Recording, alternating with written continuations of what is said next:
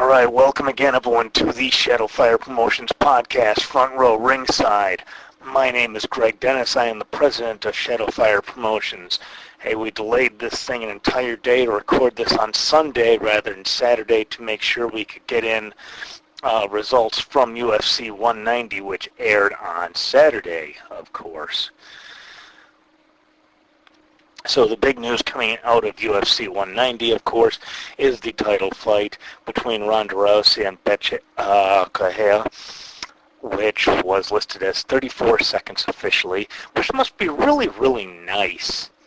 That, you know, you only have, it's kind of like the old pro wrestling thing. Oh, these guys don't get paid by the hour.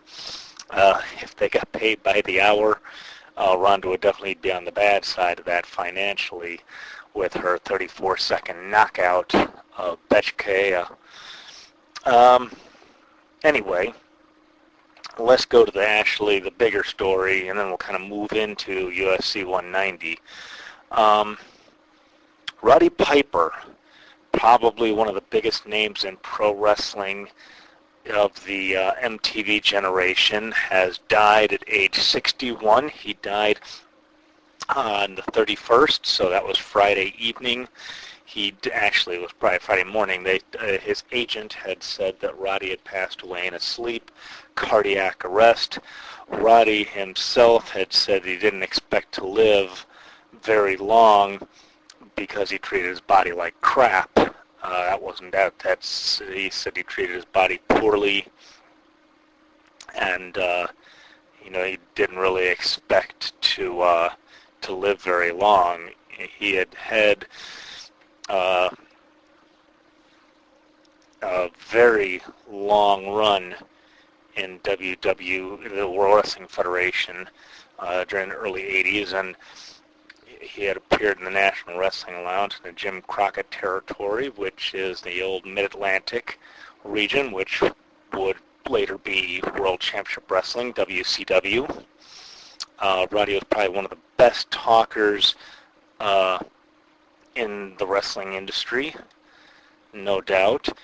Roddy's rapid-fire pattern speech and his just trademark wit and his spontaneity and everything it made him over a huge star, him against Hulk Hogan back in the early 80s when he first appeared from there.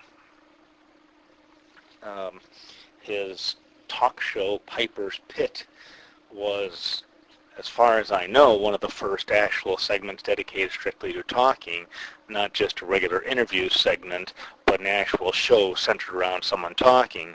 And it also spawned a lot of other type of talk shows with guys who have that kind of quick wit and spontaneity like Piper did. Piper was a huge star, no matter what he did. Certainly in the old Piper's Pit, the original Piper's Pit, one of the most famous moments that WWE loves to play again and again is his smashing a coconut against over the head of Jimmy Snuka and smashing a banana in his face before doing a couple other things. But it was definitely a great segment, and both Piper and Snuka just played it off real well. There's been some dispute over the years of whether or not it was a real coconut that was used. No one's really saying one way or the other, but I would find it very hard to believe that he would use a real coconut. A real coconut is hard, man. You smash that against someone's head, you're going to give the guy a concussion. Holy crap, you're going to split his skull open. It had to have been gimmicked somehow. I have no doubt that they would have gimmicked the thing to make sure that it would smash open, because there's just no way you can use a real coconut, man. That thing would have hurt like hell. You would have put the guy out. Put the guy clean out. You would have knocked him on his butt. I can't curse. I don't want the explicit tag on iTunes, but man, a real coconut, you have this guy knocked straight in his butt.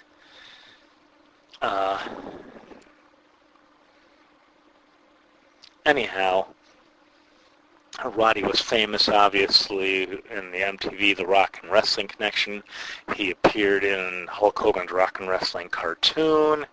He had, like Hulk Hogan himself, he had come back many times to WWE. He had fought, when they were still the World Wrestling Federation, he had fought Goldust when they were still kind of portraying the Goldust character as either a transsexual or some sort of sexual deviant. It was right around the start of the Attitude Era. It was WrestleMania 12. They were trying to make bad jokes and try and make it be sort of a goof. I'm not sure what the impetus was of trying to goof on the O.J. Simpson thing with the white Bronco, but whatever. But yeah, some interesting, obviously, Piper had come back many, many times at WrestleMania. I think it was WrestleMania 5, if memory serves, that he blasted Morton Downey Jr. with a fire extinguisher when Downey kept blowing smoke at him from his cigarettes. And, a very famous segment, "Mr. Downey, I told you, please don't blow no more smoke in my face." And, the killed, K-I-L-L-E-D, Downey was trying to match Piper wit for wit and failing, unfortunately. And, the crack about wearing a dress and everything. And there was, speaking of a dress, Brother Love had a segment once where he had come dressed in a kilt, and he had said this was the best moment I can recall of one of the Piper's Pit things. He's like, "Are you Scottish, son?" And he says, "Well, yes, I'm a little Scotch." And Piper's about to say something, turns back, he says, "Did you say Scotch?" He says, "Yeah, Scotch." And Piper says, "Scotch, son, is what a Scotsman drinks." And then, of course, he stripped Brother Love of the kilt. But anyway, Piper after retiring from wrestling, and Piper certainly one of the more controversial figures in pro wrestling, and that has a lot to do with the way he was portrayed over the years, which isn't necessarily a bad thing. He was portrayed as this highly controversial figure, and Piper's Pit was this highly controversial segment and everything. So he was definitely played this controversy, had to happen with Piper. I'm trying to think here. It's first time for everything, right? So Piper had come back many times. Even Jim Ross has said that Piper and Vince McMahon didn't always get along. They didn't really see eye to eye a lot of the times, and Piper was a little difficult at times, it's been said. But after one of his other controversial moments is when he fought Bad News Brown, they painted half of his body black, and they had said it was to show Brown that it wasn't a black or a white thing. I'm not necessarily how that went over. Piper, of course, no stranger to controversy pretty much anywhere. He recently hosted a podcast called Piper's Pit, which we had actually talked briefly about last week when we had said it was pulled from the air by the Podcast One folks. I managed to find his Steve Austin podcast, the one where he had Will Sasso making fun of Steve Austin.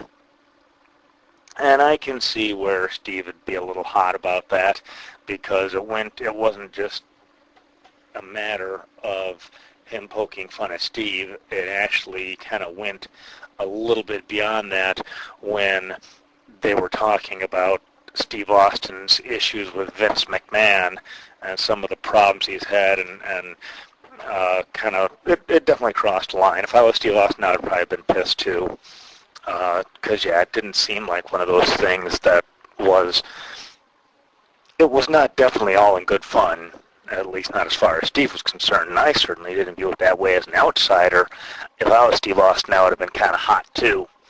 And Piper's like, I don't get it, it's all love. And I'm like, yeah, that's kind of pushing it, I felt. But so later on, the episode with Sasso was pulled, and I guess according to Piper had gone to the Podcast One folks and said, hey, I can't work if you're censoring me.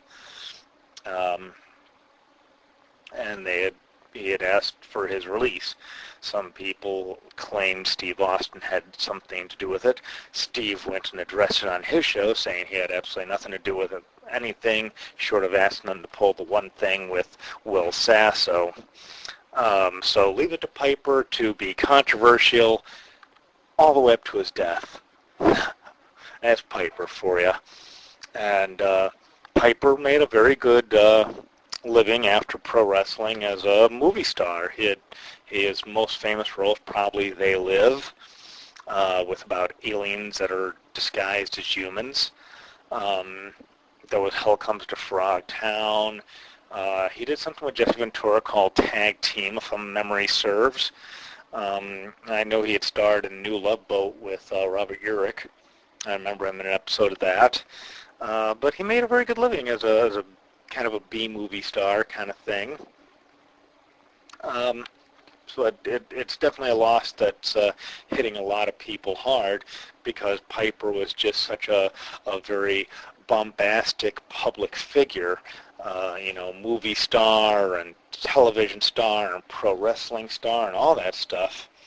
So there was a lot of people, shocked, and certainly this is where we seg right into the UFC, the Ultimate Fighting Championship, where Ronda Rousey had got her nickname from Piper.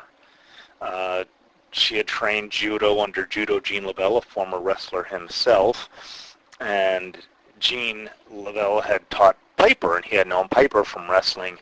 So when Ronda was going to get into mixed martial arts, they wanted to call her Rowdy Ronda Rousey, and she said, no, I can't do that. That's Roddy Piper's name. And Gene LaBelle reached out to Piper and asked if it would be okay if Ronda used the name, and Piper gave Ronda his blessing to use the name Rowdy. And Ronda had learned just after the weigh-ins for UFC 190, which usually the weigh-ins take place the night before, and they had said that Roddy had passed, and so Ronda had said that she was going to dedicate her performance at UFC 190 to Hot Rod. And it's certainly never easy when one of your mentors dies right before one of the major performances of your career, athletically. That can't be easy. It can't possibly be easy to have that happen.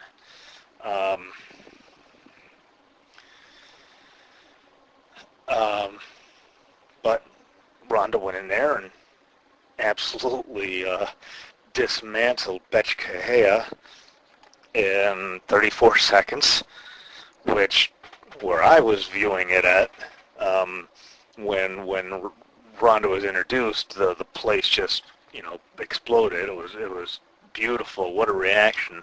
And the reaction was the same from the Brazilian fans at the HSBC Arena, I'm sure, because I know there were a lot more people. It was commented by Mike Goldberg and Joe Rogan throughout the event when they started replaying the clips and the build-up to the fight, how the Brazilian fans are typically very, very nationalistic, and they'll only cheer for Brazilian fighters, but here they are, and there's more Brazilians cheering for Ronda than there were for Betch, so that was kind of interesting.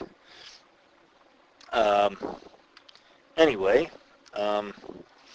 so, Ronda's win Ronda's win over Betch at the event was not exactly unanticipated, because it was kind of a given that Ronda would defeat Betch, because really this is classic pro wrestling. Betch had pretty much talked her way into the fight. She had defeated some of Ronda's training partners, some members of Ronda's Four Horsewomen, as she calls it. But she fought Jessamine Duke and Shayna Baszler, and then she put her fingers down to go and say, "Oh, more to go." And she said, well, basically something along the lines of, "I've already beaten two, and the third doesn't count, so I'm waiting on you, Ronda." And she said, "Oh, I'm so sure I'm going to retire, Ronda." But almost all of her fights, like the majority of her fights, her first 6 fights were all been in Brazil. Now, granted, they were all before the UFC. Her first UFC fight was in Australia, and then her second 2 fights after that were in the U.S. before heading back to Brazil. But if you look at who she's fought, and not even so much who she's fought, because I don't necessarily recognize all the names, but I don't necessarily recognize every single name, on any given fight roster or wrestling show or whatever. But if you look at her wins and the time it took and how they were, let's see something here. Okay, so her first 4 wins all went to decision. Then her 5th win was a TKO in the second round. Then her 6th fight was another decision. Her 7th fight was a split decision. It wasn't even a unanimous decision. Her first UFC fight is a split decision. Then she goes and has trouble with one of Ronda's Four Horsewomen, that she gets taken to the limit with that, and then goes into the second round for a TKO against another one of Ronda's Four Horsewomen. So when you're looking at the breakdown of her record, did anyone think that this woman is going to give Ronda a problem? She's like, "Oh, I'm so positive I'm going to retire undefeated. I'm going to go and punch out Ronda." Really? You can't even go and make a decisive fight. And by decisive fight, I mean like do something like Ronda's doing. Really, really, truly go in there and win a fight. Go and show someone, hey, I am for real. Something. In her home country, she's can't even, score a decisive win. Letting it, put it in the hands of the judges. They always tell you, don't leave it in the hands of the judges. She left it in the hands of the judges for the majority of her fights. And she really thinks that she's going to be the one? Oh, I see holes in Ronda's game. Okay. Let's just say, for example, let's say for the sake of argument here, that you see holes in Ronda's game. What holes are you seeing that the undefeated Kat Zingano didn't see before she got into the fight? What holes in her game did Alexis Davis not see when she got punched in the face? What holes in the game did Sarah McMahon miss when she got punched in the face? All of Ronda's fights have been decisive wins. Decisive. Every single one of them has ended either with a submission or a TKO. There's been nothing in Ronda's entire mixed martial arts career that has gone to the judge's decision. Ever. So all 12 of her fights in mixed martial arts have all been decisive wins. And let's see, just real quick checking on her stats.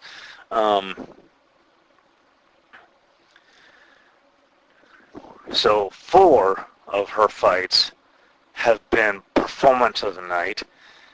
1 of hers has been submission of the night and fight of the night.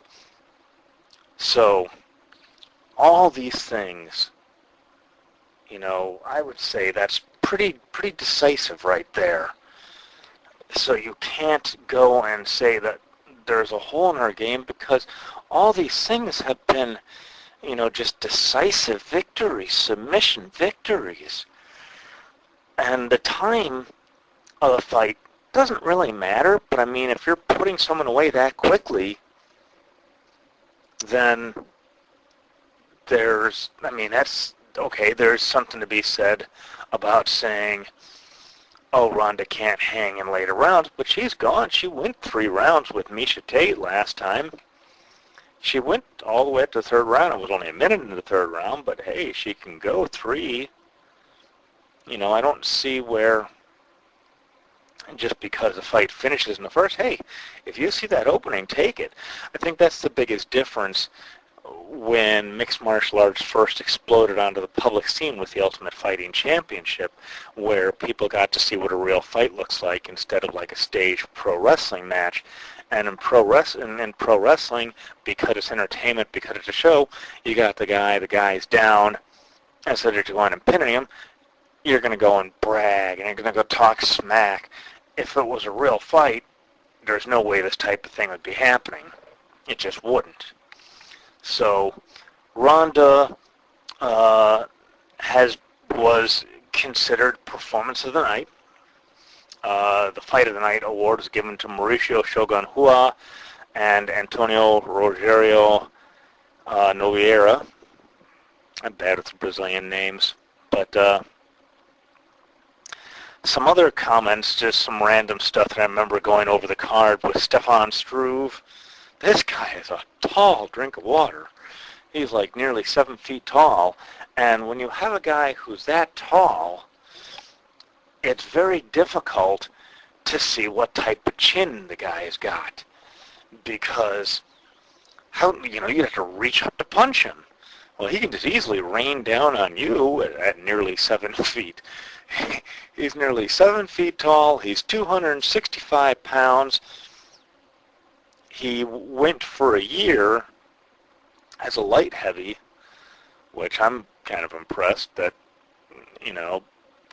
that he actually stayed at that weight. But Stefan Struve has got a pretty impressive record, 26-7, not bad. Kickboxing, he's got 4 wins, 3 of which were by knockout. But yeah, very, very big, tall dude. Looking at him fight, it's like, wow, I'm actually surprised with the fact that a Stefan Struve thing would go to a decision. But then again, he's fighting Nogueira, Antonio Rodrigo Nogueira, so maybe that could be well. I mean, it's not like he's facing poor competition or anything. Damian Maia looked great in his fight. I kind of started watching right around the welterweight in the prelim card in Fox Sports 1. I missed the Fight Pass fights. But, it was a long, big, drawn-out card. I know a lot of people were criticizing that it was like a 4-hour card, but I thought it was a lot of good fights. I thought that in some cases, all these fights went the distance. I'm like, yeah, it is getting to be a little long. And when Ronda went up there, it's like, well, we know this is going to be a short fight. And obviously it was. And when that fight was done, I'm like, okay, I'm not even, they did the typical post-fight interview, and Ronda put over Roddy Piper. And Joe Rogan, who I know is not really a big fan of pro wrestling, actually, made a very classy comment, something like, rest in peace, Hot Rod, or something. So that was a real classy move, because Joe didn't really have to say anything. He could have just sat there and held the mic and not said anything. So I thought that was kind of a classy move on the part of Joe Rogan to do. Reginaldo Vieira, Delano Lopez, I it was a good fight. I don't remember, a lot of these things I don't necessarily remember really, really well, the day after. Bits and pieces. I thought the women's strawweight wasn't all that great, but that's just me. But the women's division's got some work to do in all weight classes, but that's going to take time, and that's kind of what I had mentioned last week when I had talked about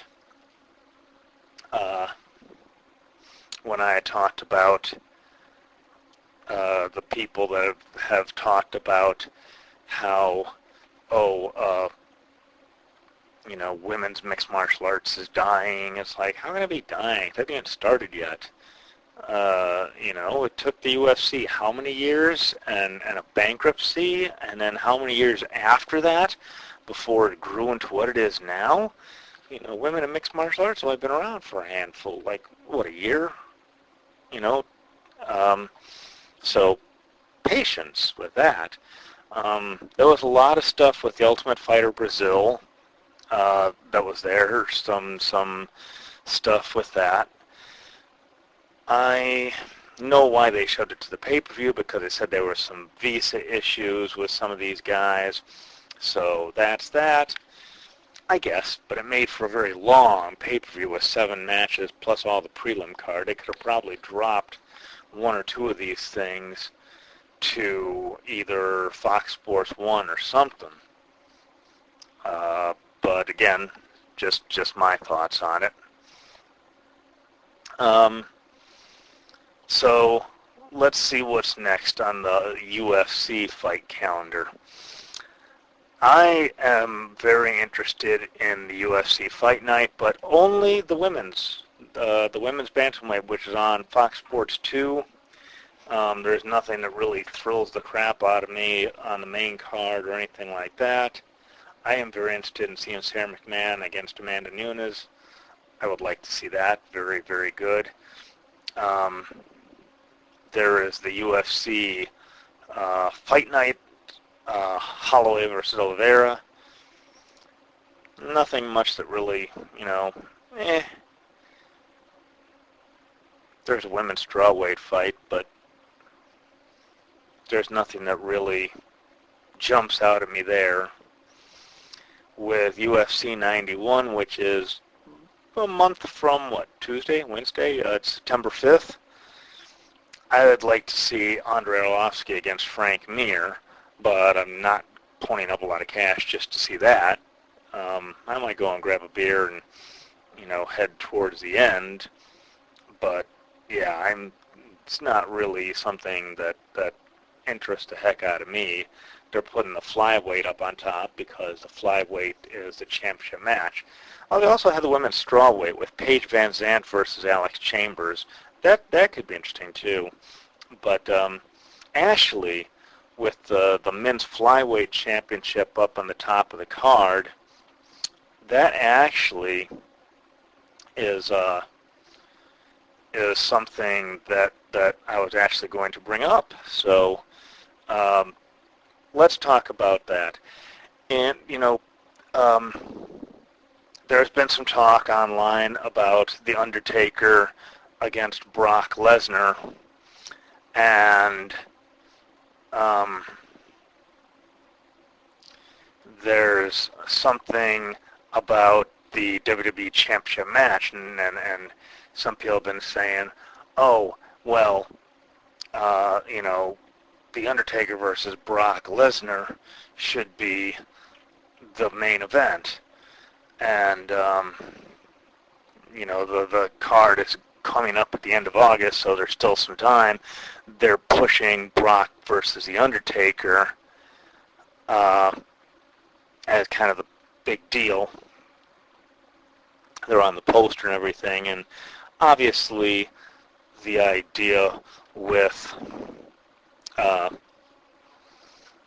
Undertaker coming back, I think I talked about it last week. There's a couple of ways it can go, but obviously they're pushing that as the main event, and it's noted that the SummerSlam is going to be the first 4-hour SummerSlam, so we'll see what happens. They haven't really announced any other matches yet, but people are talking about whether The Undertaker versus Brock Lesnar is going to be the main event or is the championship match.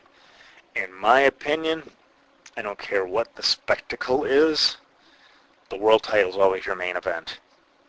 I know that WWE likes to do their gimmick pay-per-views where you have the world title, then you have the Royal Rumble or whatever, but I personally think that the World Championship should always be the main event, period.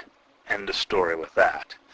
But if you have a different perspective on whether the world title should always be in the main event position, then go ahead and drop a line to podcast at SFP, like Shadowfire Promotions, INCChicago.com.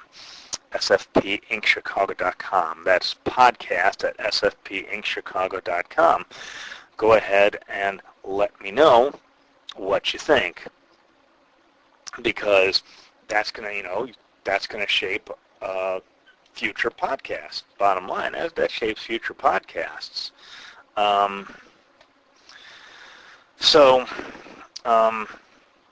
Yeah. So with regard to SummerSlam, there's nothing announced yet. It's already Monday's going to be the 3rd of August, so we're 20 days away and no matches have shaped up for the card yet. This is what WWE does really bad. They've gotten really horrible about this. And in the op-ed that I had discussed last week, the person that wrote it had made mention that McMahon at heart is a promoter, so he likes to go and, care about this crowd right now, let's do it, and he kind of loves the rush of going and, redoing a card at the last minute. And he's done that a lot recently. And ever since the network, it's bad enough they were doing this before the WWE Network, but WWE is getting worse about it because once they have your $10 for the month, presuming that you're in your second month, because the first month is free, but one would think that they would plan ahead, but unfortunately it seems like WWE still has the same old problem that they've always had, which is no one really knows what direction they're going to go in until about a week before the show. So yeah, this is going to be a very interesting SummerSlam, just to see if they don't how long before they start doing stuff, because that Monday, or at least a part of Monday, is going to be a tribute to Roddy Piper. Obviously, they'll have the typical video wall, and it's just a matter of the typical video tribute is what I mean. And it just kind of remains to be seen what will happen other than that. Will they have other mentions, or will it just be, well, he's died and that's it? Now we move on to pay-per-view, they're not really pay-per-views anymore since they're on the network. Old habits die hard. So you're always going to hear me referring to it as pay-per-view. So we talked a little bit about Roddy Piper and SummerSlam. So again, same thing. If you have any comments about Roddy's passing, if you knew of Roddy, if you have any great Roddy Piper stories, or any great Roddy Piper merchandise, he had that WWE DVD. We have that available. We have the Roddy Piper's book, Born to Controversy, his DVD set, Born to Controversy, SummerSlam, all that stuff. Go ahead and drop us a line at podcast at sfpinchicago.com. So, we had some feedback about The Undertaker and Bray Wyatt. We had some feedback about that on our YouTube channel, which is youtube.com/SFPINC Chicago. But yeah, there was some feedback about that with the Wyatts and the potential of The Undertaker joining the Wyatts. And whether or not that would be a good move on the part of The Undertaker. It was sort of branded as sort of a Ministry of Darkness thing, where we say, hey, you know, Undertaker is going to join the Ministry of Darkness, or not. Okay, Undertaker not going to join the Ministry of Darkness. Let me rephrase that. Putting The Undertaker with the Wyatt family as their new leader and saying, hey, what if The Undertaker was to go and join the Wyatt family and kind of push it as their own little version of the Ministry of Darkness, with Undertaker kind of at the helm, more or less, and he doesn't have to appear on TV each week for it, because I think Undertaker at this point is kind of semi-retired. I think. I mean, this is the first time, the SummerSlam is the first time he's appeared outside of WrestleMania in a while, so usually he makes this once-a-year appearance, but to wrestle Brock again is a pretty big deal. But in any case, we had said, hey, what if Undertaker goes and joins with the Wyatt family, and then he becomes kind of their new leader. It becomes sort of a Ministry of Darkness thing, and he doesn't have to show up each week. He can just go ahead and be there. He can just sort of be there and,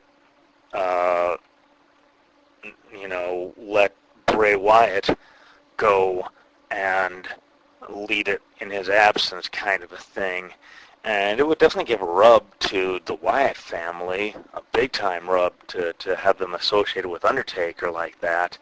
That would be a pretty big deal. So, you know, I'd like to see that, but there was some notes about that. Some people made comment on our YouTube channel, again, youtube.com/SFPINC Chicago. Let's see what my comments are here. Vance Rowe has said that The Undertaker joining the Wyatts would be stupid. The Undertaker is bigger than the Wyatts, and he wouldn't be taking orders from Wyatt. Kane will be exacting revenge on Lesnar for breaking his ankle, and that'll probably happen at SummerSlam. Sting Undertaker wouldn't be much different than Hogan Flair when it was too late. Fans were already over Flair Hogan by the time it had happened. So that was pretty much the comment on that. Let's see, there's more comments than another are. Oh, yeah, there's nothing. Vance, when it was presented, what if The Undertaker had led the Wyatt family the way he did the Ministry of Darkness, Vance Rowe had said, I don't know about The Undertaker leading the Wyatts. Bray has been the leader, and I can't see him playing second banana unless they do the Wyatt ministry with The Undertaker leading them until Wyatt doesn't like it anymore, and it culminates in a WrestleMania match for Rule of the Family, or Undertaker finally retires. So some interesting stuff there. And again, you can always go and email us about the podcast at sfpinchicago.com. Our YouTube channel is youtube.com/INC Chicago, SFP INC Chicago, SFP Inc. Chicago, whatever, I usually just call it SFP Inc. Chicago because SFP Inc. Chicago is the website.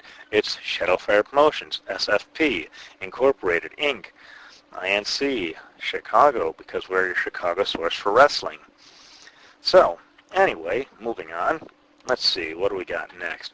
We got some more interesting wrestling stuff here. And when I say interesting, I mean interesting. This is very interesting. Hulk Hogan was recently fired by WWE for allegedly, well, I guess it's no more allegedly because it's pretty much on tape. So Hulk Hogan was recently fired from WWE for saying the N-word in some transcripts of his court proceedings. He was, this is his court proceedings with regard to Hulk Hogan's sex tape with him going and screwing around with Bubba the Love Sponge's wife or ex-wife or whatever. I'm not quite sure if they were still married at that time or what the deal is, but Hulk Hogan and sex tape is pretty scary as it is. I know there's a lot of people I'd like to see a sex tape of. Hulk Hogan isn't one of them.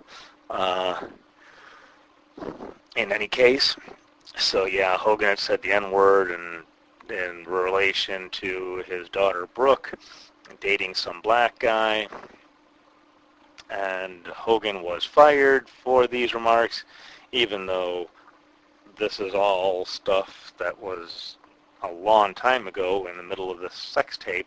It wasn't like something they did now, but WWE as a publicly traded corporation has to make a statement, so they make a statement by firing Hogan.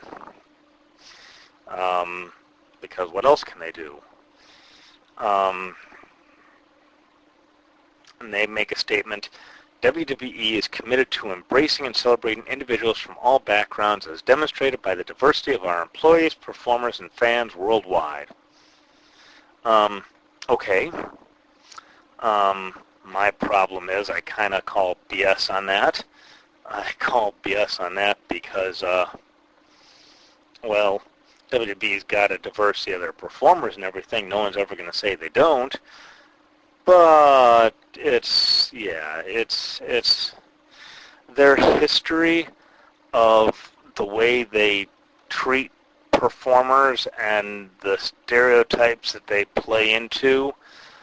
Yeah, I'm kind of calling BS on that. There was a post on the Shadowfire Promotions Facebook, which is facebook.com/SFPINC Chicago. But there was a post from Sports Illustrated, and the title was WWE has sordid history of racism and no one is buying its sudden good guy spiel, which is very true. They go and give Mark Henry the silverback thing, so you're comparing him to an ape, which is what a lot of people felt black men were like. But that's not even the whole big thing. It's just the writer of the article said that, you have, like, say, Ted DiBiase, who had a black man as his slave and, treated him basically like a slave. There was something in World Championship, well, this is World Championship Wrestling, not the WWE, but they had wanted at one point to make Booker T and Stevie Ray into slaves and have Colonel Parker as a plantation owner, bring them in on chains. They talk about that there's never been a unified African-American world champion, and they're saying that they're backing at that point by saying The Rock is biracial, which he is, of course, but let's see, what else here? Oh, yes. In an on-air segment on Piper's Pit, Roddy had once asked Tony Atlas to get them big arms to eat all that soul food stuff, to eat pig's feet. And Piper also said, let me tell you something in your own language. I don't let the thieves stop me from enjoying my watermelon. And, of course, the the segment we had referred to earlier with the Piper's Pit, where he had made fun of Jimmy Snuka and asked him if he had climbed trees like a monkey. He said that Piper also once said Mr. T's lips looked like a catcher's mitt, and said that he would whip him like a slave. Virgil, there's the whole Ted DiBiase thing with Virgil, which you knew that would come up. Kamala, they talk about Kamala in this article. Some of the stuff I'm not necessarily buying into, because Kamala is a black man, because he's Ugandan and wrestles with the spear and the tribal paint and everything, that's not necessarily the worst of WWE's racist stuff.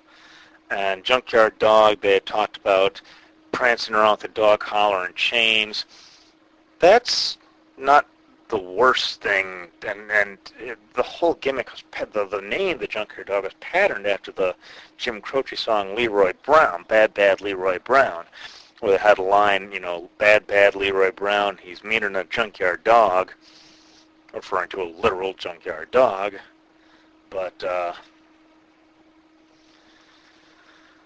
that's not really the worst that WWE's ever done when it comes to racial sensitivity, but I can see where they're getting at. And besides, he had that gimmick before he entered the WWE too, or the World Wrestling Federation at the time.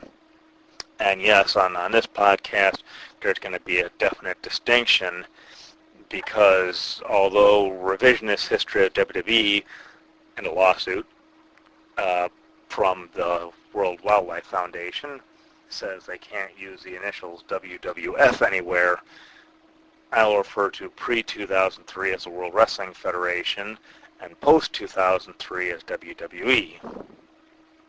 I don't particularly care about whether it is World Wrestling Entertainment or WWE, which is no longer an acronym, but just WWE, and it doesn't mean anything. I'm just going to refer to everything 2003 on as WWE. Jesse the Body Ventura had once said that Junkyard Dog had a mouthful of grits. He called Tito Santana Chico and dubbed his finisher the Flying Burrito. Okay. Again, Ventura was supposed to be a heel commentator, so he was getting chastised by Gorilla Monsoon for saying that. He always called him Chico. That's hardly the worst thing you can do, is call a man Chico, because the idea was Jesse doesn't care what his name is. Why should it? He's a fan favorite. So this Sports Illustrated article was kind of reaching in some places, but here we get to the good stuff. Triple H, a now executive as Paul Triple H Levesque, who had mocked Booker T for his nappy hair, had once said that people like Booker T couldn't win championships. They were just there to dance and entertain. Yeah, Triple H, that was definitely not one of H's best moments. Crime Time, who was like the gangster rappers, yeah, that I see as a parody of like the gangster rap, but yeah, that's probably the way the whole thug thing, yeah, not a sterling moment for WWE, for sure. There's the Nation of Domination, but that's not necessarily like racial insensitivity to go and parody the Nation of Islam, any more than it is to have, guys playing fake Native American Indians or Hawaiian guys playing Japanese or whatever. And a lot of times this is pro wrestling in general. I mean, yeah, you can dismiss a lot of stuff, say, oh, it's pro wrestling, no one cares. But I see what the writer of the article is getting at. You want racial insensitivity, you have the Mexicools. There we go. We're going to have them go riding lawnmowers, say Juan Deere. I'm like, okay, yes, that is without a doubt not one of the WWE's best moments in terms of racial sensitivity. And yeah, WWE to sit there and say, oh, we embrace diversity.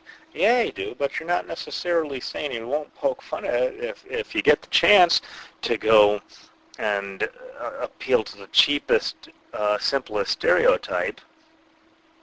Of course, what's been floating around ever since the Hogan thing came around is when Vince McMahon himself went and said it to John Cena, what up, my nigga? And then they had Booker T standing there, tell me he did not just say that. There was Dutch Mantel, Uncle Zeb Coulter's Real Americans. I don't know if that's racially insensitive. Jingoistic, perhaps, but not necessarily racially insensitive, but that depends.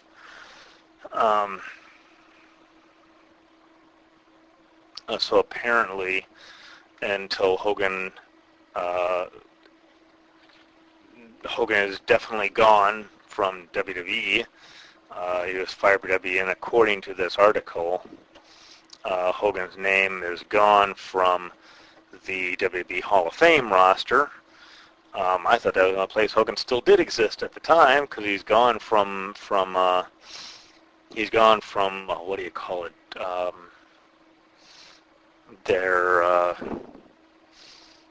What the heck does WWE call it? Their section of all the veteran superstars, the guys who are no longer with the company. They're historical people, though the former superstars. I forget what the heck they call it. Anyway,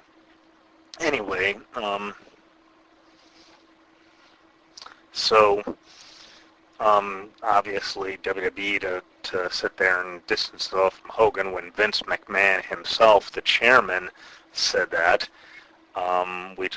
They talk about Donald Trump and his and Donald Trump is in their Hall of Fame for Trump's recently disparagement of Mexicans, where he called them rapists and drug dealers, and Mike Tyson, of course, a convicted rapist who's in the WWE Hall of Fame. So, yeah, I can see exactly where the Sports Illustrated thing is. And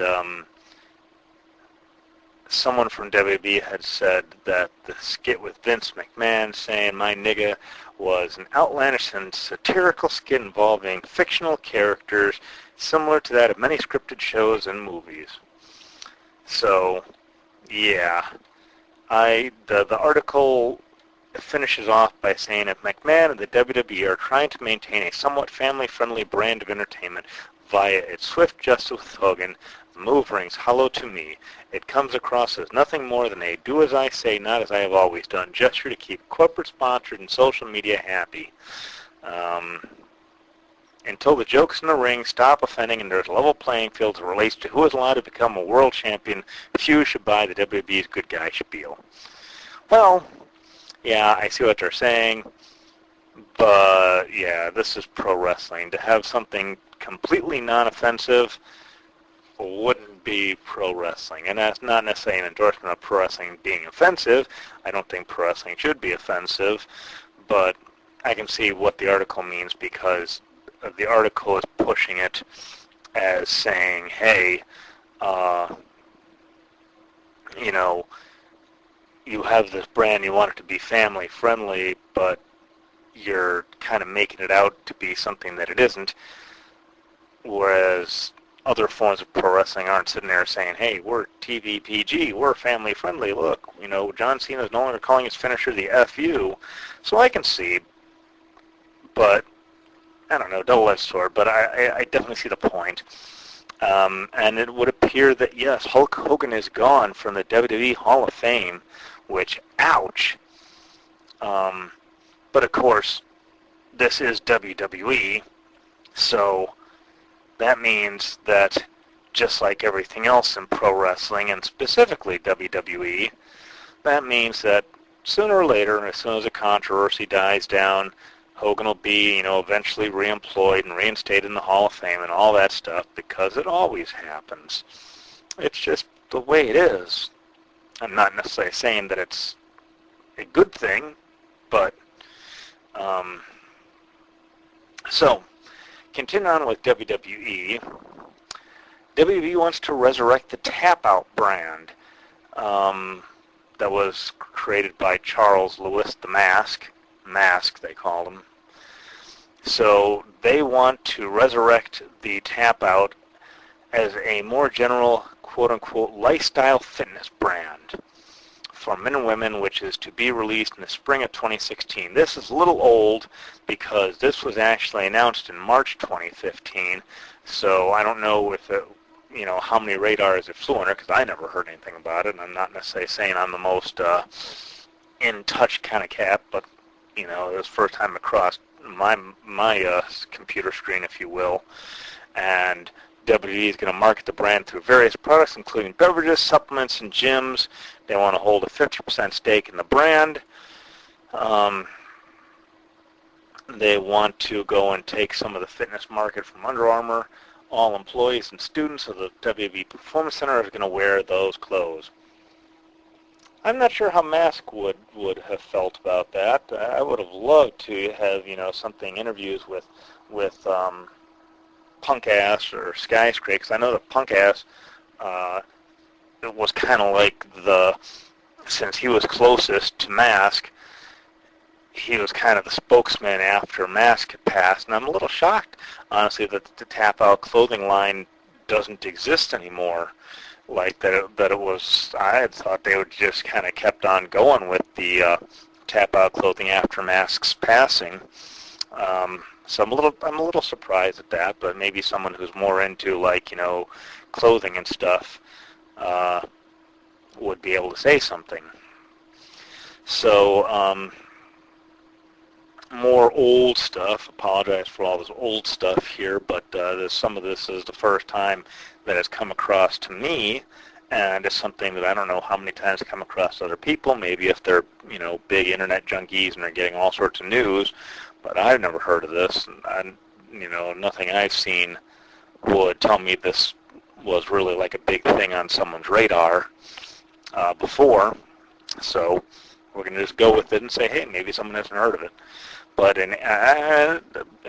maybe they haven't. But anyhow, so in previous editions we talked about Bobby Fulton of the Fantastics and how he had a major beef with the WWE Network not paying royalties to the wrestlers that they had bought these films. But hey, no one's getting compensation ever since. You're broadcasting this, and it doesn't matter who owns the rights to the footage, but they should still be paying these guys royalties because you're making money from this footage and these guys aren't making a dime from it. And there was a lot of other people that had questions about the WWE Network and how that would affect archive footage. And this is interesting.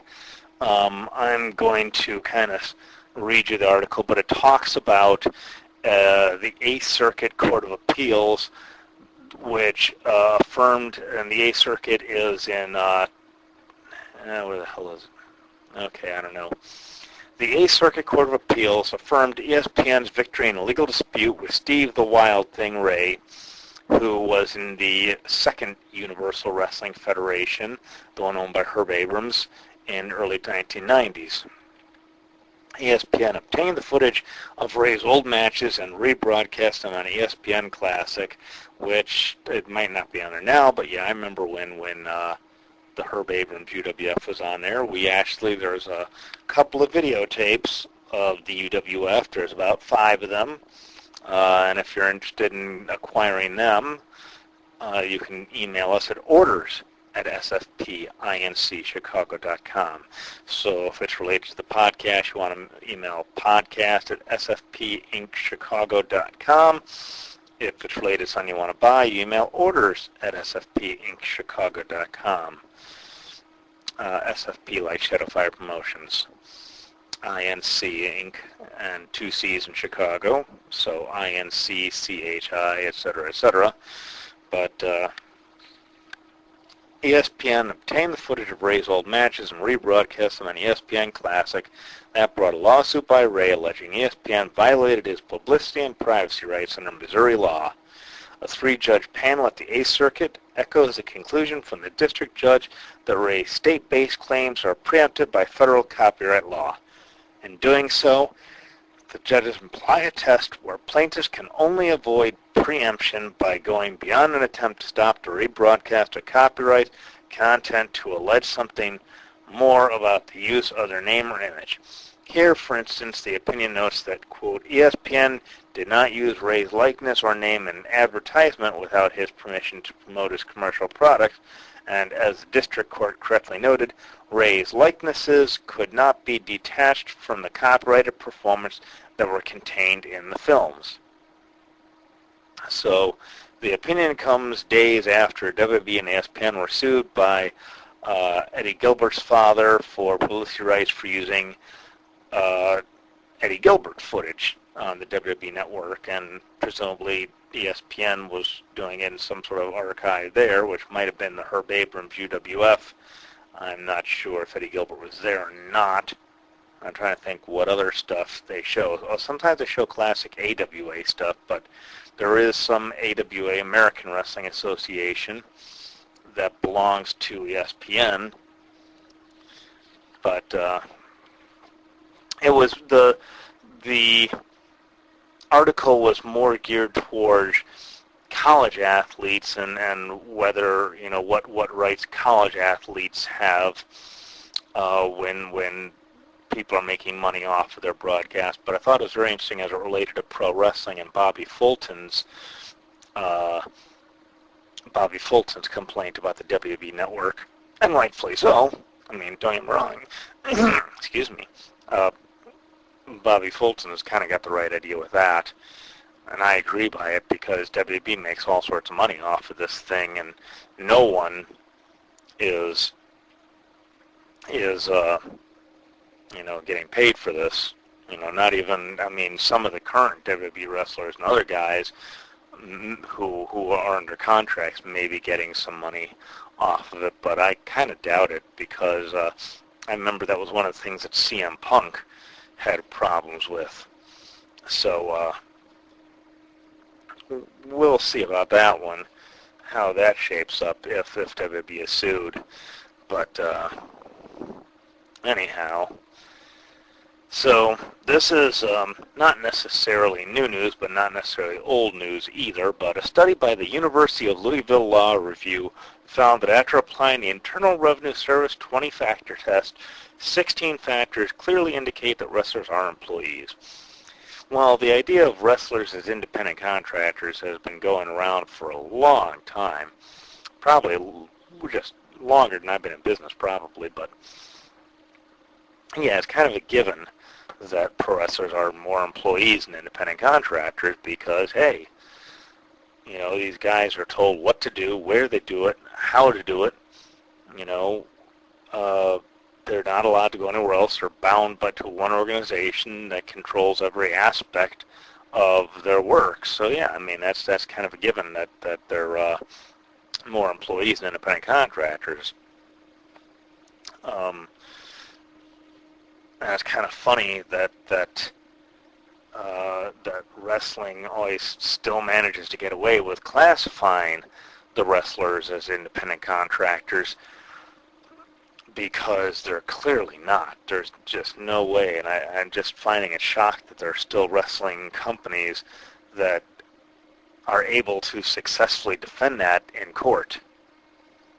It's surprising to me. It's surprising to me. It truly is. In any case, so like I say, that's not exactly new news. It's not exactly old news. It's just sort of news. But anyway, so we're going to kind of move on a little bit more here. We're going to travel into a little bit of current events, because, noted on the podcast page and iTunes and everywhere else, the Shadowfire Promotions podcast has been about pro wrestling, mixed martial arts, music, movies, comics, and some current events. Mostly centering around the U.S. Marine Corps, because I am a U.S. Marine. I am a formerly active duty, not presently drilling Marine, which is a nice way for saying that my time in active duty has ended, but once a Marine, always a Marine, so there's no such thing as a former Marine anymore. Anyway, so this is little my stuff with seeing stuff in military papers and Marine Corps papers and stuff. What I found very interesting with the Chattanooga shooting, and if you've been hiding in a cave, you know that just recently an Islamic extremist went and opened fire in a strip mall at a military recruiting center and killed several Marines there. I think there was 3 or 5, I forget what the number was, but in any case, one is too many in my opinion. But the Chattanooga Times Free Press had reported that there was $120,000 being donated to families of fallen Chattanooga servicemen, which is very, very cool. This is not them. They're not the ones, the Times Free Press isn't, but they're just saying, they're reporting that there's been all this money donated to them, which is very cool. There's been talk about arming the service members at recruiting centers.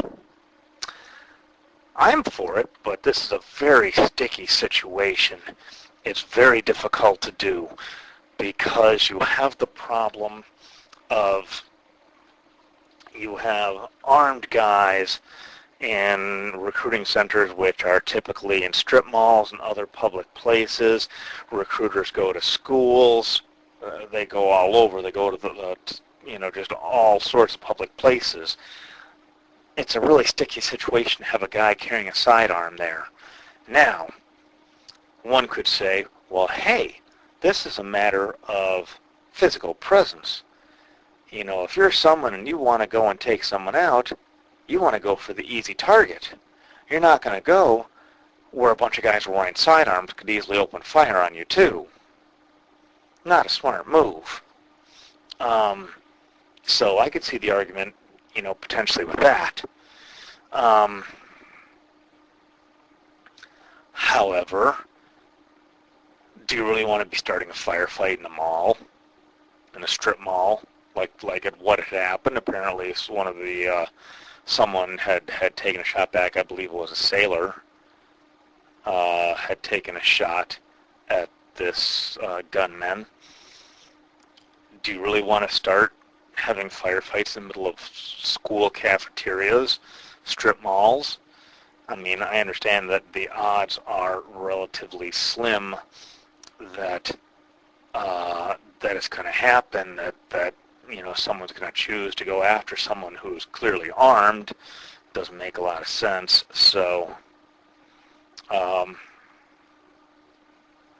in any case, now there is someone who fired their own personal sidearm. One of the people there at the recruiting center, I think it was a sailor, had discharged his own personal weapon, and there is the potential for charges to be drawn up against that sailor under the Uniform Code of Military Justice for unauthorized firing of a personal sidearm or on government property, which is considered that recruiting center. The charges could be dropped. The charges could definitely be dropped. I don't think that the sailor, I think it's a sailor, because I don't think it was a soldier. Pretty sure it was a sailor, but in any case, was an officer, had his own personal sidearm. I think he is like a lieutenant commander, which is like just one step away, or like technically 2 steps away from being given command of a ship. There's lieutenant commander, then there's commander and captain. So he's basically only 2 steps away from being given command of a ship, being command of a vessel. That's the equivalent of a colonel in the Army and the Marine Corps and the land-based forces. But the charges have to be drawn up because even though they can be dismissed, the charges at least have to be drawn up. Because technically it was his own sidearm, that was discharged, so it wasn't a government-issued weapon. It was government property. So I know there's a lot of outrage. People have been like, oh, how could you do this, But the charges had to be filed. They don't necessarily have to be carried out. The government could just say, we're choosing not to prosecute. It's just like the same thing for any sort of illegal action. If you get a guy who blows a red light, you could choose not to prosecute him, but you have to at least drop the charges. So chances are good that the charges will probably be dropped based on what he did, which is shoot the guy that was shooting at all these servicemen in the recruiting center, but they have to at least drop the charges. So, anyway, so next thing that I want to talk about is the Veterans Administration scandals. And boy, the VA just gets scandal after scandal after scandal. They just cannot cut a break. Not that it's, not their fault, but, the Veterans Administration has their own problems. There was recently a story where a service member had recently moved, and so he went to the local VA to register, and they said, oh, sorry, we're not taking any new patients. Like it's a hospital or something, like it's a regular civilian hospital, and they can just say, oh, no, sorry, all full. Go somewhere else, because they can't. They're the Veterans Administration hospital. They have an obligation. And if the hospital is full, then they do have what's called a choice card, which allows a service member to be seen free of charge at a civilian hospital. But the problem is that, first off, they did not give the service member who actually videotaped his, or at least audio taped with the smartphone, this whole conversation with this representative, and then went and published it to VA officials, and they said, yes, he was wrong. The person at the VA was wrong. They should never have said we're full up.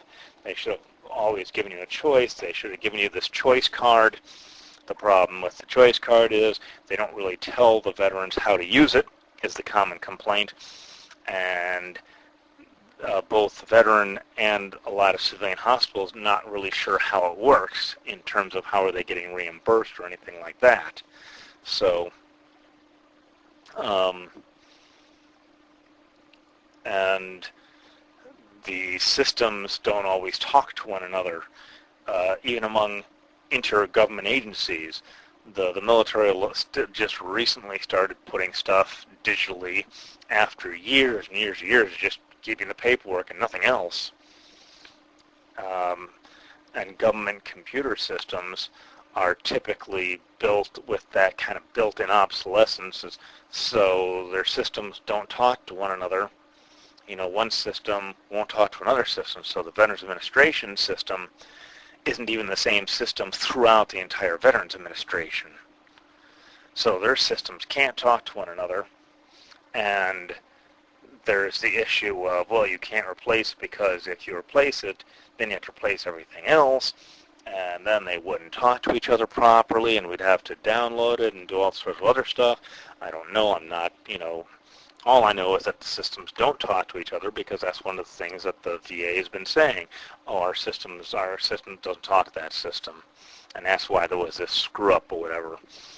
And the problem with firing these useless lumps of coal is that the veterans, all the government employees, including the Veterans Administration people, are all part of some sort of, union. So there's all sorts of rules in place on how you have to go and do things. You have to bring up a complaint, and then someone has to be able to respond, and then you have to respond. They're given all this time, and Congress is attempting to make new laws to say, yes, we're trying to make sure that these people can all be taken care of. We're trying to make new laws to shorten the time for these government employees to do their rebuttals.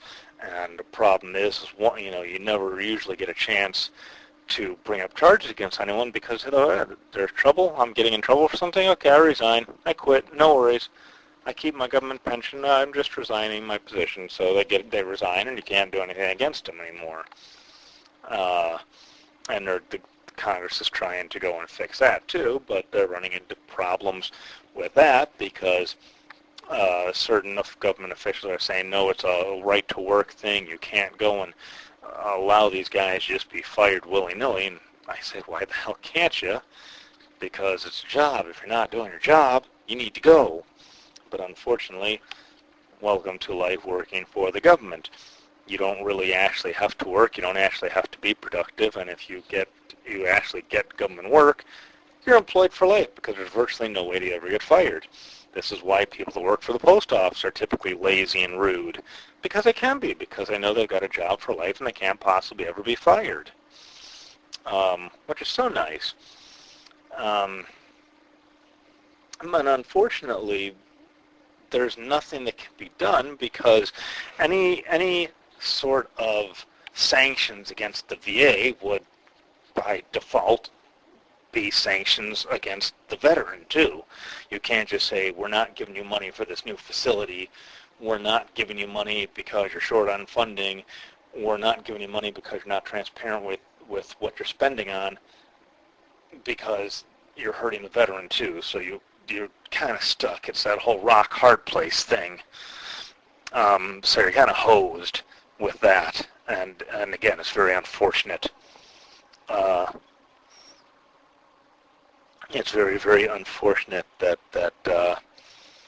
you're pretty much kind of over a barrel, because anything you do would hurt the veterans. You're not hurting the thing, and all their pay is like guaranteed, so you can't really touch that. So you're just kind of hosed. You just have to kind of ride it out, and it really stinks, because the veterans, all deserve better. I'm very fortunate. When I served, I was a Cold War veteran, so I didn't really have any combat or anything. I didn't have to worry about that or any PTSD or any of that messy stuff that's going on now. But I think that the people that do serve definitely deserve better out of the VA. I'm very fortunate that I don't have any major injuries. I don't have anything that requires me to see a doctor on a regular basis, anything like that. So, it's very good for me that I don't need to worry about the VA or anything like that. So, next we're going to move into merchandise. What do you want to hear? Let's see. Well, we've got several. We've still got the Hitman Heart 2-disc special edition DVD set with official lobby posters. So 2 DVDs, 2 posters, free shipping in the U.S. I believe that's $35 if I'm not mistaken in the U.S. But like I say, if there's ever a question about anything, placing an order, merchandise I have in stock, anything like that, do make sure to email orders@sfpinchicago.com. We've got the Glow documentary. It is signed by Little Egypt, Lightning, Roxy Astor, we're going to talk about Roxy in a minute too, Hollywood, Tulsa, and MTV Melody Trouble Vixen. We've also got some programs from the Cauliflower Alley Club reunion in 2015. It's got an ad for some company called Shadowfire Promotions. Wonder who those guys are. But it's got some great pictures of the award winners or the honorees Gail Kim, the posthumous one for Bruiser Brody, the Almighty Sheik, which is the new Sheik, the one who got permission from Sabu to do it, the Family Award with Romero, all sorts of great pictures in here, lots of good ads and stuff. Not just, and this is the 50th anniversary program too. Larry the Axe Hennig was honored, Jerry Briscoe was honored. I know that, I think the Grappler was honored. Lisa Marie, formerly Victoria, formerly Tara, she was honored. DDP was honored with the Humanitarian Award. Beth Phoenix was honored with the Ladies Wrestling Award. So there was a Tag Team Award with Demolition. Great photos of them from the World Wrestling Federation. So there's some really great stuff, some good ads, of course, including mine. So you can definitely pick that up. I might even throw those in with the Glow documentary, but that's a good one all on its own, those two programs, 50th Anniversary Cauliflower Alley Club. And if you're not associated with the wrestling business, or you're not familiar with what the Cauliflower Alley Club is, it's a fraternal benevolent organization for people involved in the wrestling business. They do a lot of good stuff. They donate a lot of money. They're going to donate a lot of money to Nick Bockwinkel and help out. They help out a lot of guys, especially the old timers who weren't around with guaranteed contracts and royalties, and they help a lot of guys. I know there was an article I read from there that they had helped another wrestler who was literally homeless, and they helped out a lot of guys with hospital bills and stuff, just because that's he couldn't afford it.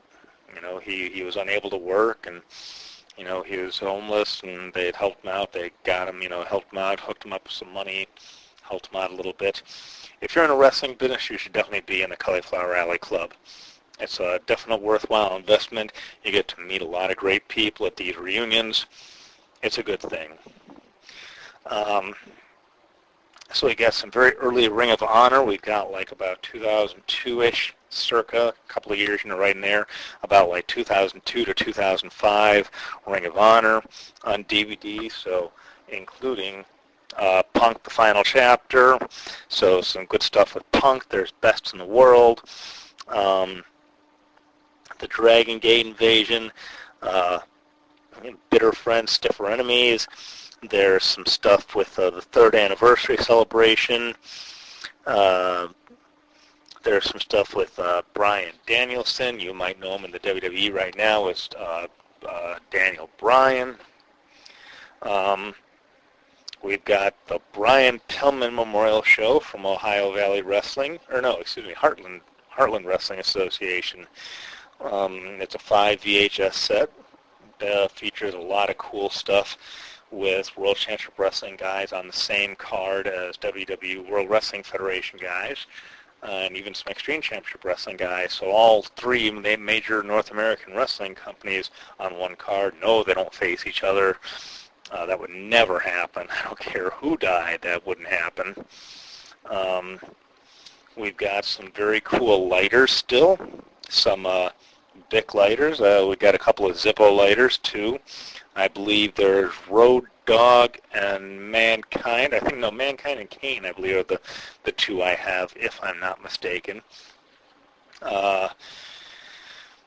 There's some old American Wrestling Association videotapes that we've got. And we still have regular movies and stuff. Princess Bride, a lot of James Bond. We've got Chris Benoit. We've got the Chris Benoit story, Hard Knocks, the Chris Benoit story. We actually have a couple that are still factory sealed. Ever since Chris Benoit was pretty much, exiled from WWE, those have become really, really hard to find.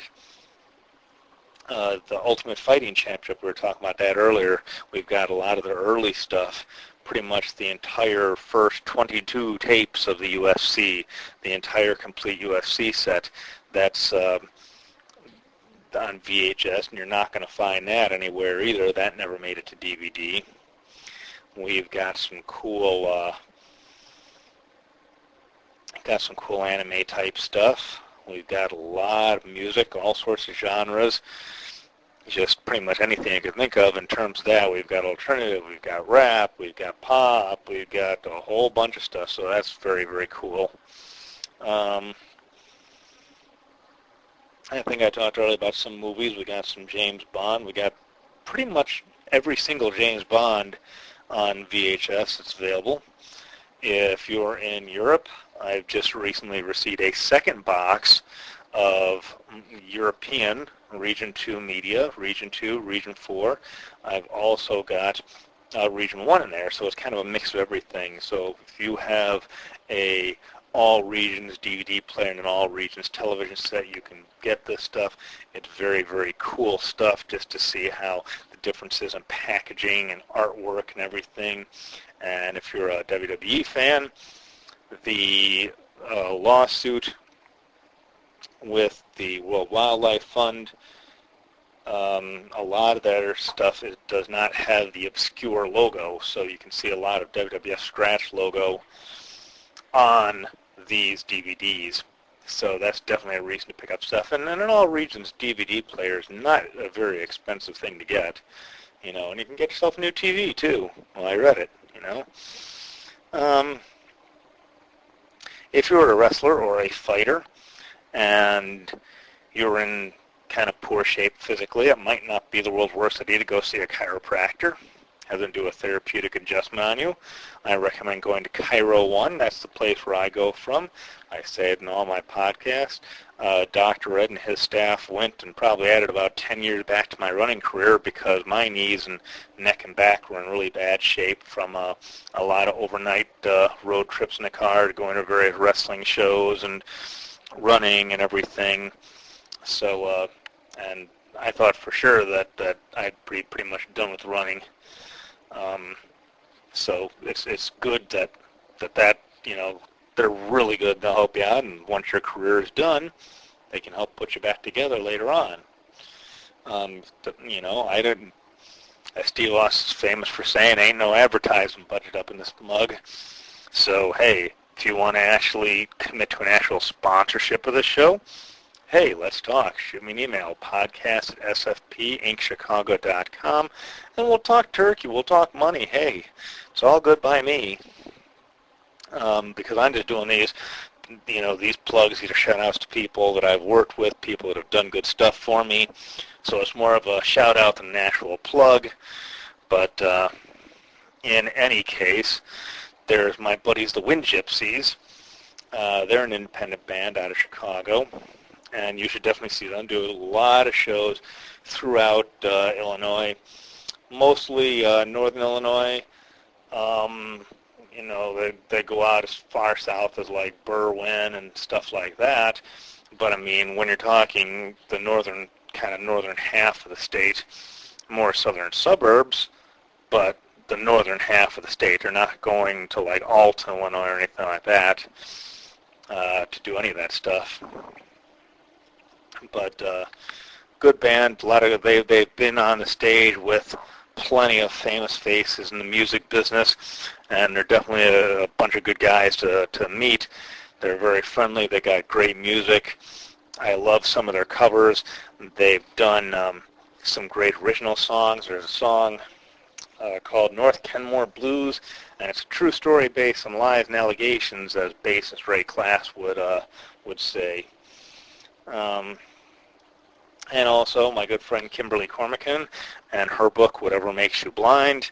It's available in digital format. You can find it on Amazon. You can go straight to the publisher. You can go all that stuff and pick up her book. It's a very good read, I assure you. And we're also looking to pick up another library real soon of independent wrestling, so hopefully we'll get that out real soon as well. Let's see. So, there's also, I mentioned Roxy Astor. I'm good I saw this thing. I mentioned Roxy Astor, and Roxy is a former Glow Girl, obviously, and she is doing the Afterglow Fan Party. You can find the Afterglow Fan Party on Facebook, but you can also, in the meantime, you can get the first DVD of the Afterglow Fan Party. You can get it straight from Roxy through me. She will personally autograph each DVD, so you get from her. So you come to me, you say, hey, I'm sending an email to orders@sfpinkchicago.com. I want to order the Roxy Astor Afterglow Fan Party DVD. I place a call to Roxy. Roxy goes and signs that DVD however you want it. No replica autograph, nothing like that. Straight from her pen to you. And no, it won't have Roxy's home address. It'll have my work address on there. So no, you can't go and find out Roxy's address by saying, ooh, when she goes and mails me the DVD, I'll have Roxy's address. No, it doesn't work like that. Sorry. Only I have her address, and you're not getting it. But Roxy will hopefully be on our podcast real soon. We have to go and get her scheduled down for it. But we've also, Roxy is doing the Afterglow Fan Party Cruise. They're teaming with Carnival Cruise Lines to do the Afterglow Fan Party Cruise. I think it's like a 5-day, 4-night thing. But let's check it out through this handy-dandy link, which is aovvacations.com/rw/cruise/5222. And that is the link to the Afterglow Fan Party Cruise. Now, I've heard that that the cabins are going fast. This thing is almost at capacity for this. It's a 4-night trip going to Baja, Mexico, and you're visiting Long Beach, California, Catalina, and Ensenada. It departs Long Beach, California on May 22nd of next year. And the cabins are pretty reasonable. About the average price about $400. It goes up to a little over $600 for the stateroom type suite. Big thing. Again, I'm not sure how many are left still, but prices are per person, unfortunately. But still, it's not bad. It's not a bad price. I've never been on a cruise myself, so it'd be kind of interesting. Hopefully I can get to go on that thing, but unfortunately it all kind of depends on what my financial picture looks like to be taking vacations. But you can definitely check out the Afterglow Fan Party Cruise. And another former Glow girl, Sunny the California girl, she's going to be on my podcast soon too. I just got to go and get her schedule, get a few things set up for her, and she'll be on my podcast. And the third upcoming guest is going to be Daniel Puter, the former WWE wrestler. He's undefeated WWE wrestler, undefeated pro wrestler, period. He's the undefeated mixed martial arts fighter. He is now the head of an anti-bullying charity called My Life, My Power. He is currently also the undefeated, reigning, defending My Life, My Power tag team champion. He's got a different branch of My Life, My Power Entertainment, and he sets up pro wrestling matches, and he also helps out doing some motivational speeches with that and talks about his charity. It's a 501c3.